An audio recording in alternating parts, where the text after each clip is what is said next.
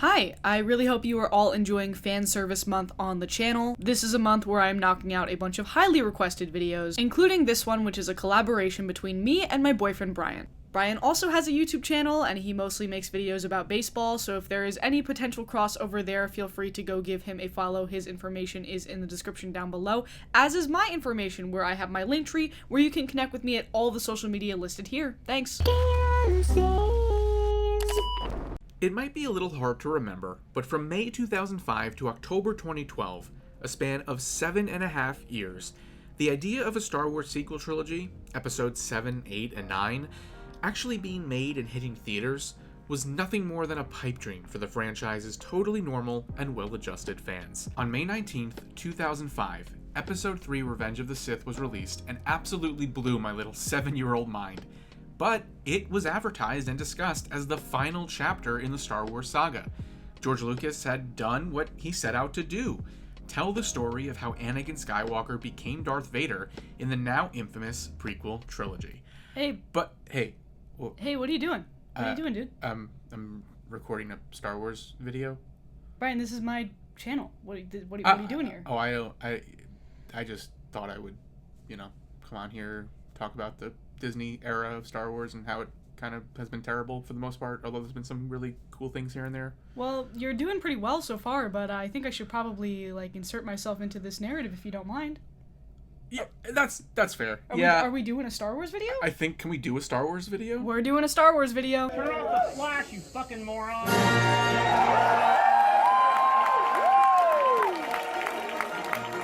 Okay, I'll be back in a minute. I'm just gonna let Brian finish telling his story about the prequel trilogy and then how Disney ended up buying Star Wars. Okay, great. So, the prequel trilogy's, shall we say, less than positive reception from the fans. I may have gone too far in a few places. Combined with the then 61-year-old Lucas being understandably fatigued by the entire process. I think it's too much. Made another trilogy, one set after 1983's Episode 6 Return of the Jedi, something he basically had no interest in pursuing anymore. What if someone else beside you came to you and said, I want to make Episode 7? Could you see that happening? No.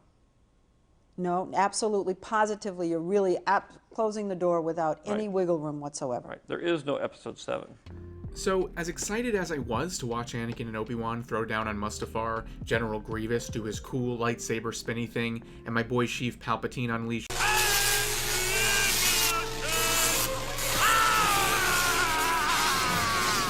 it was genuinely bittersweet knowing that this was the end of Star Wars, and I had pretty much missed all of it, having only recently been introduced to it by my dad in, wait for it, chronological order. He showed me Episode 1 and 2 at home first, then we went to go watch Episode 3 in theaters, and then we watched the original trilogy. So yes, I knew Darth Vader was Luke's father before I saw Empire Strikes Back. And yes, that is extremely fucked up. And no, I don't know why my dad decided to do that, but let's just consider ourselves lucky that it wasn't my villain origin story. Anyway, for 7.5 long years, Star Wars as a movie franchise was dead, aside from the 2008 3D animated Clone Wars movie. The Clone Wars TV show, as well as some video games and novels here and there, kept the Star Wars brand alive, but again, any rumors of a sequel trilogy were just rumors, as Lucas continued to balk at the idea every time a reporter would ask him about it. But then, somehow Palpatine returned. Somehow Star Wars returned. On October 30th, 2012, George Lucas sold Lucasfilm to Disney for $4 billion, and the House of Mouse immediately announced that it would be making the Star Wars sequel trilogy. Now, I had a very different experience with Star Wars because I watched most of them in college. My dad was more of a Trekkie, what can I say? But after Disney's acquisition of Star Wars, it was clear that they wanted to use the IP to their advantage, and they wanted to do it fast.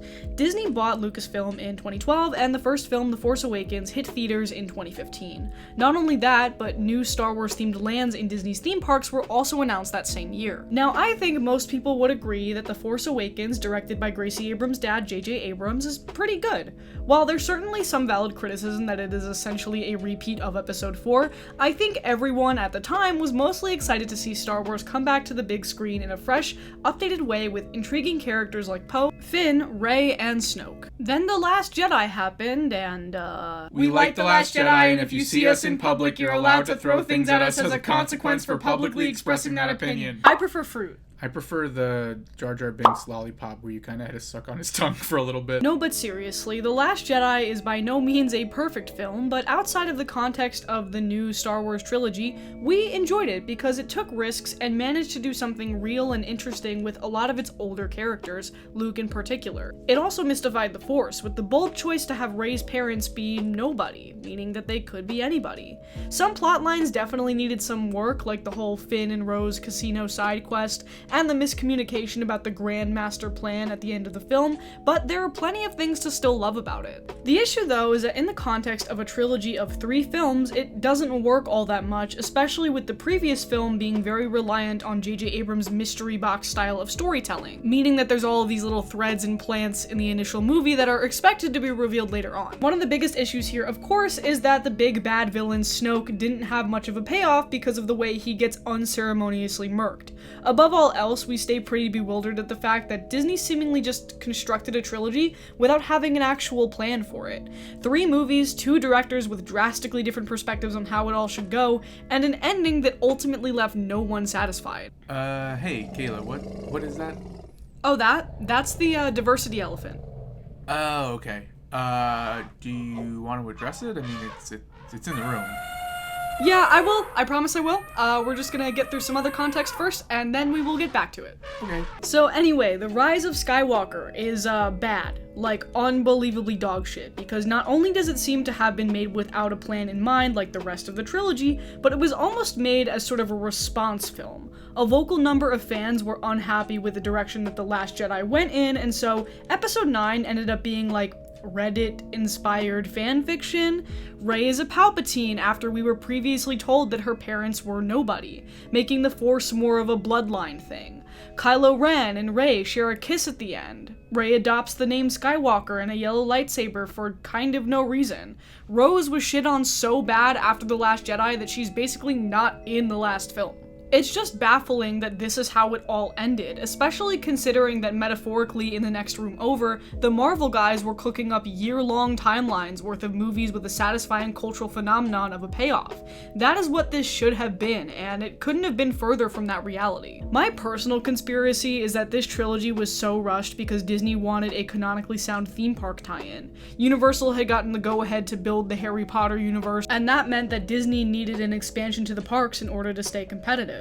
And so instead of doing a locked-in-time concept for the park like Tatooine or any of the prequel locations, we got some canon-compliant junkyard planet where the First Order and Rey pop in and out, even though Kylo is canonically dead after the movies, because why would anyone want to take a photo with Han Solo or Darth Vader in the Star Wars theme park? At least we get Chewie sometimes. We love Chewie. So okay, the new trilogy was in fact undoubtedly a bust, but Disney had an interesting opportunity to pivot with their streaming service Disney+.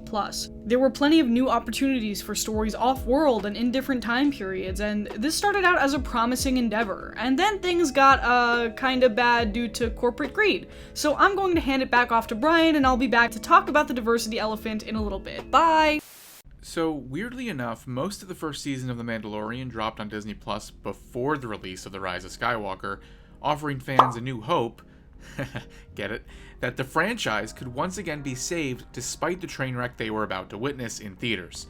Lucasfilm president Kathleen Kennedy.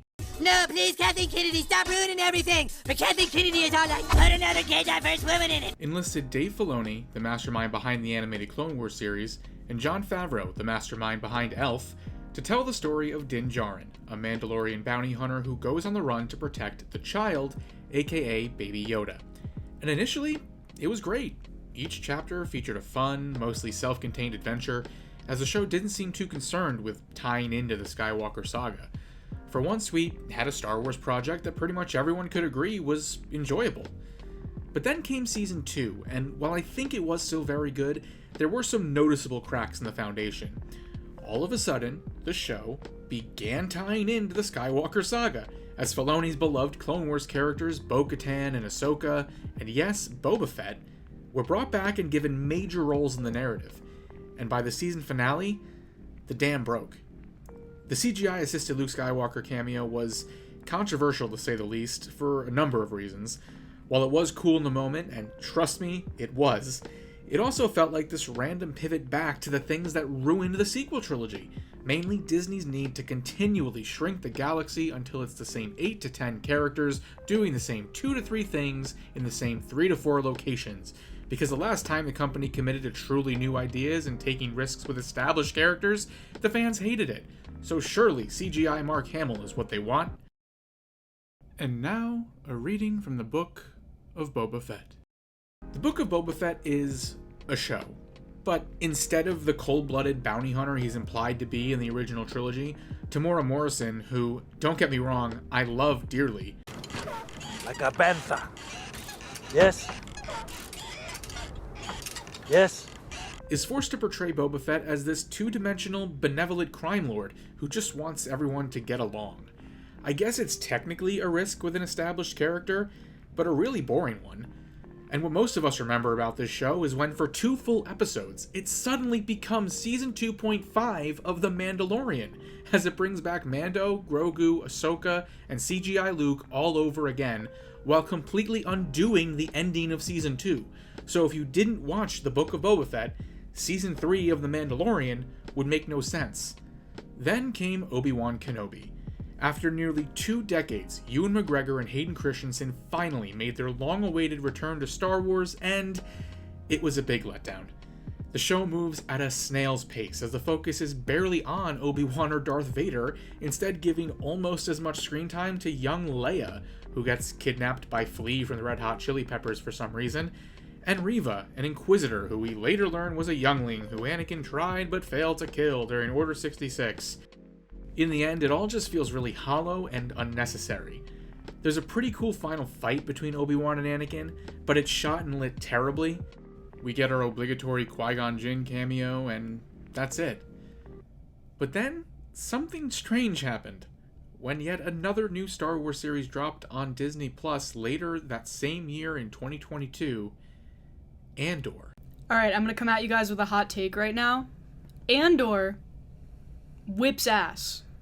Thoughts? Yeah, no, it definitely whips ass. Brian, tell the people what Andor's about. So, Andor's about Cassian Andor, Diego Luna's character from Rogue One, and it's actually a prequel to Rogue One, which in itself is a prequel to the original trilogy. And it follows how Cassian became this revolutionary who, spoiler alert, would literally give his life for the rebellion.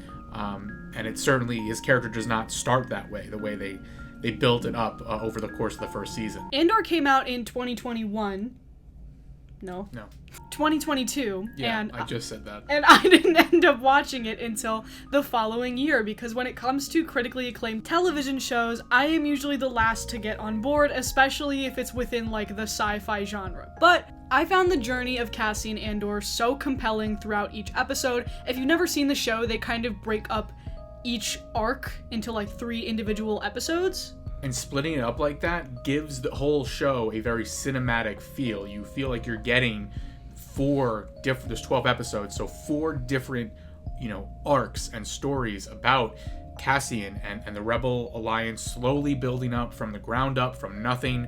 You have all the intrigue with Mon Mothma on the political side of things, which, like, obviously that's deeply ingrained within Star Wars, and especially in the prequel trilogy. You were actually...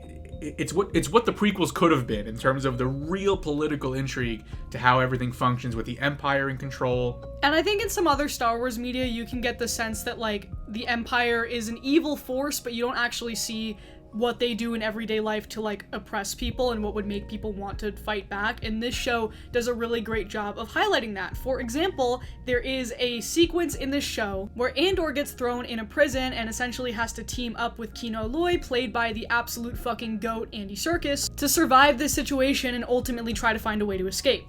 Also, Stellan Skarsgård? Can we talk about Stellan Skarsgård? Specifically the monologue he gives in that one episode. Bro just casually drops the hardest monologue of all time. I know I said Andy Serkis is the GOAT, but Stellan Skarsgård in the show is also the absolute fucking GOAT. I share my dreams with ghosts? What? You don't share your dreams with ghosts? Sometimes. It's so intense, so action-packed. It really captures that, like you said, that spirit of rebellion within Star Wars, which is what the original trilogy obviously was about. And they just do such a great job of making you care about every single character, even the ones on the Imperial side, with, Cyril Karn. I'm trying to think of the blonde commander lady. Yeah, she's great too. She's super intense, and you feel for her, even though she also is like helping Space Hitler carry out his dirty work.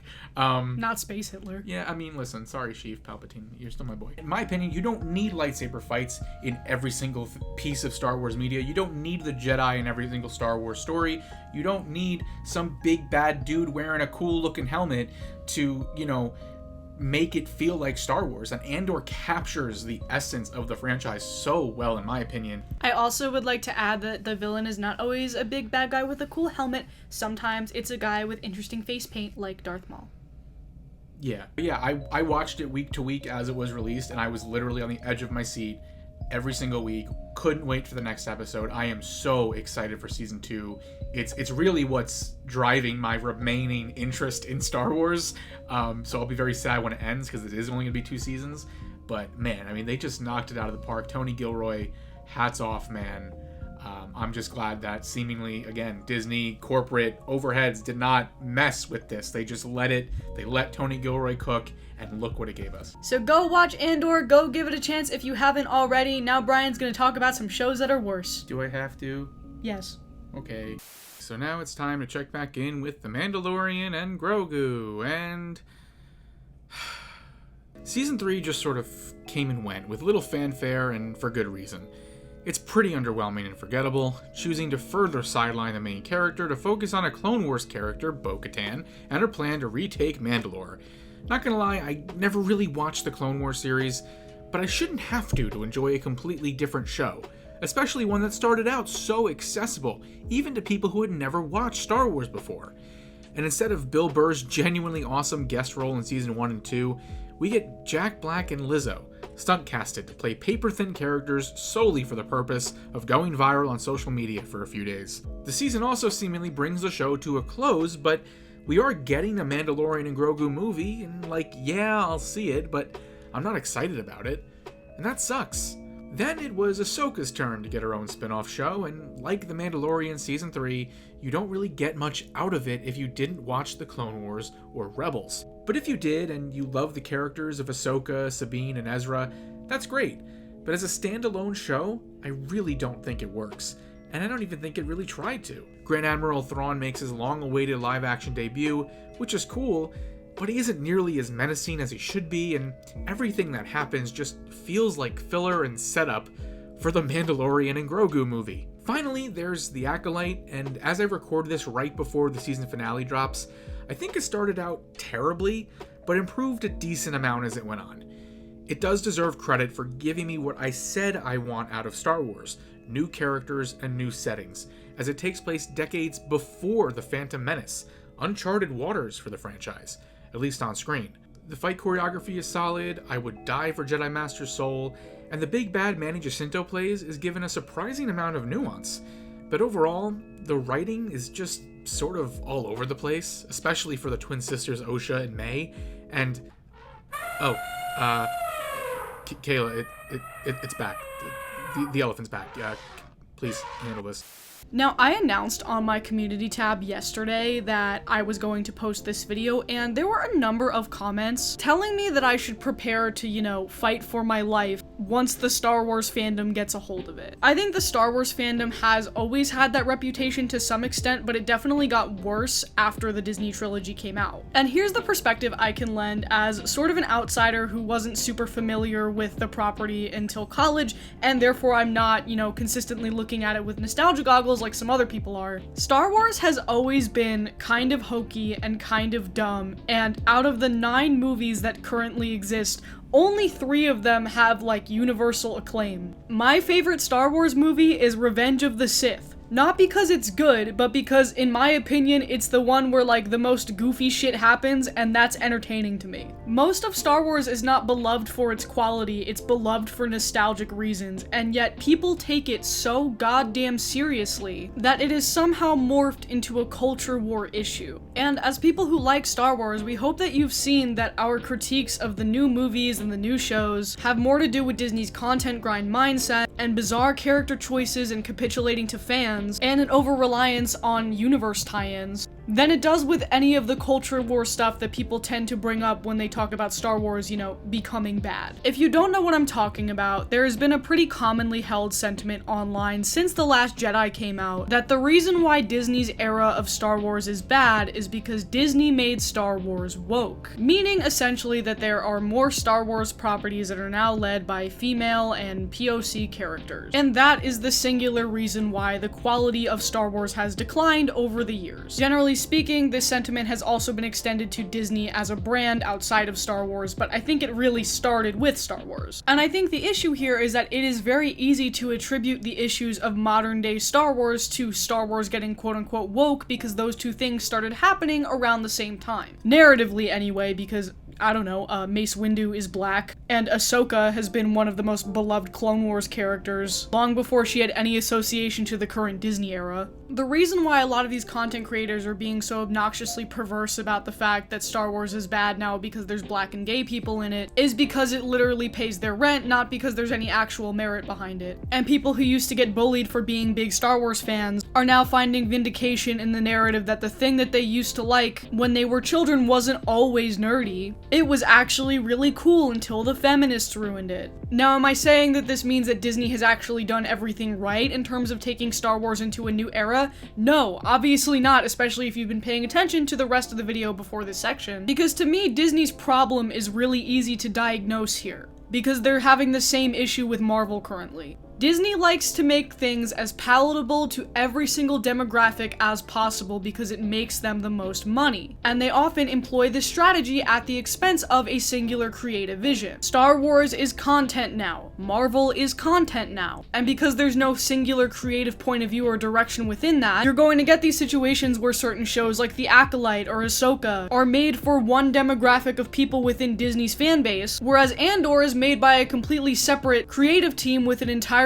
different vision, catering to a completely different portion of the fan base. And Disney doesn't give a fuck because it's making them money either way. Andor got a lot of critical acclaim and even some Emmy nods. That's good for Disney. Fangirls on Twitter are making GIF sets of Manny Jacinto being sexy in The Acolyte. That's good for Disney. But for fans of Star Wars, that means that the output of content from Disney in regards to this franchise is always just going to be wildly inconsistent unless they take steps to rein it in, which they're not going to do. Star Wars started out as the creative vision of one guy and is now the property of a multi-billion-dollar company. And outside of the grifters who just want to turn it into a culture war thing for money, the people who are actually mad about Star Wars being woke now are just mad that Star Wars is now for everyone. And again, I'm not saying that this excuses the fact that the content is bad. I do think that Disney should rein it in and focus more on a singular output, but that has nothing to do with the color of the character's skin or their gender identity. Not to mention the conspiracy that Disney is slowly aiming to replace all of the straight white people in all of their franchises is laughable, considering that in their most recent trilogy of films, several of the POC characters were just relentlessly fucking harassed and completely disillusioned with how Disney responded to criticism, by essentially throwing them under the bus by editing them out of the final movie because fans didn't like them that much. The two main characters from the new trilogy that you can meet walking around in the parks at Disneyland and Disney World are the white ones. In conclusion, you're not mad that Star Wars is quote-unquote woke now, you're mad that your favorite thing from your childhood has become a mass-marketed commodity. And in some ways, that's a valid thing to be mad about. However, you lose all right to be mad about it once you resort to calling Kelly Marie trans slurs on social media in order to take out your frustration. Be better than this, you weirdos. So, in conclusion, I love Star Wars. I think that's pretty evident for anyone who's watched this video. But I've been pretty disappointed by... As I was saying, I've been disappointed by a lot of what Disney has done with the franchise since acquiring it, although I think there have certainly been some bright spots, like The Last Jedi, like Andor, the miracle of a show that it is, and, you know, hopefully they're at least hearing some of the criticism that has been shared about the recent projects. And, you know, we've seen how Disney has sort of started to try to course correct when it comes to the MCU in terms of them scaling back the amount of content they're pumping out on Disney Plus and the amount of movies they're releasing a year. So maybe there's hope that a similar sort of process might be underway with Star Wars. There's, you know, the Rey movie that's supposedly coming out in a couple years. Like I said, the Mandalorian movie. And then a bunch of other Disney Plus series are sort of in the works. I'm not terribly excited for any of that, but will I still probably watch it? Yes. After all, I am a white guy who loves Star Wars, so that'll never really change. Oh my god, Brian. We fucking forgot to talk about Claude. What about Claude? I just really like Claude. Alright.